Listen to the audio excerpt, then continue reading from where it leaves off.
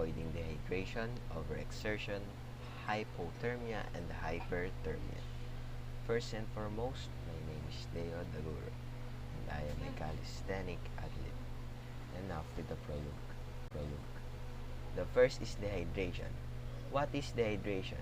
Dehydration is the loss of fluids in the body caused by physical activity, such as sweating and peeing. It may cause fatigue and loss of coordination.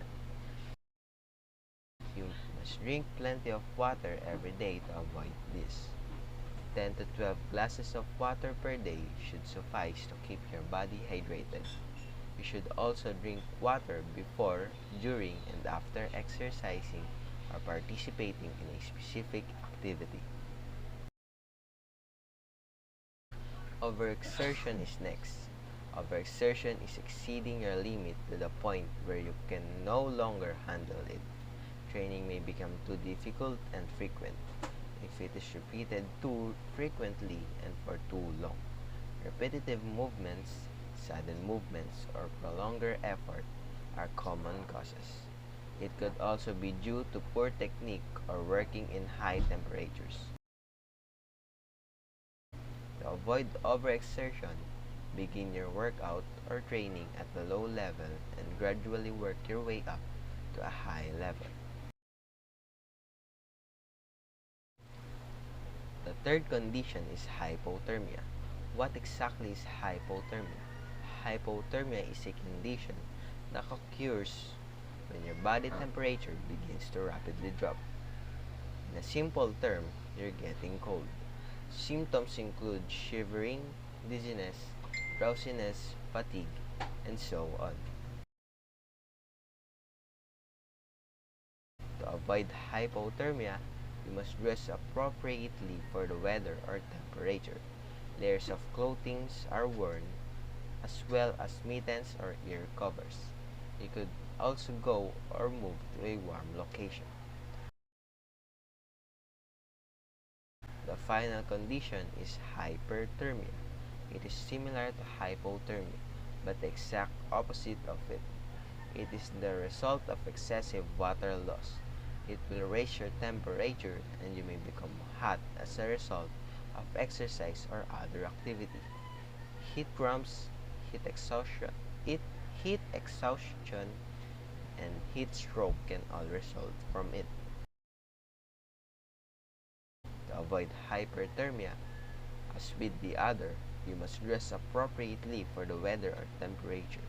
You can also drink water or other beverages for your body to keep cool. Let's watch this video about dehydration. People really have to pay attention to what's going on in this very hot environment.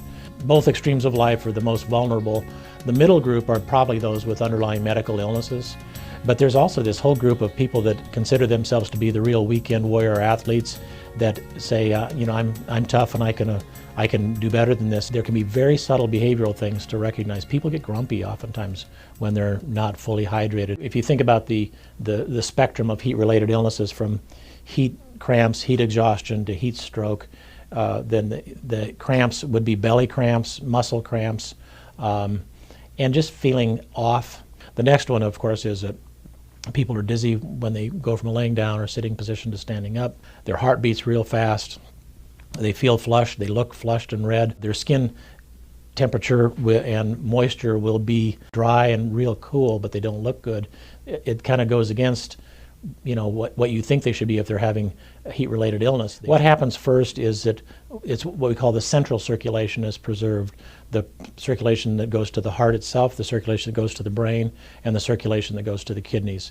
That's kind of the axis that keeps us functioning well.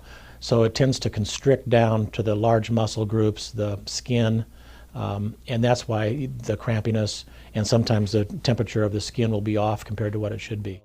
If there's so much loss of fluid that's not being replenished, the blood volume drops. The heart itself isn't as likely to get blood. Therefore, if a person already has decreased blood flow to the heart, they could have a heart attack.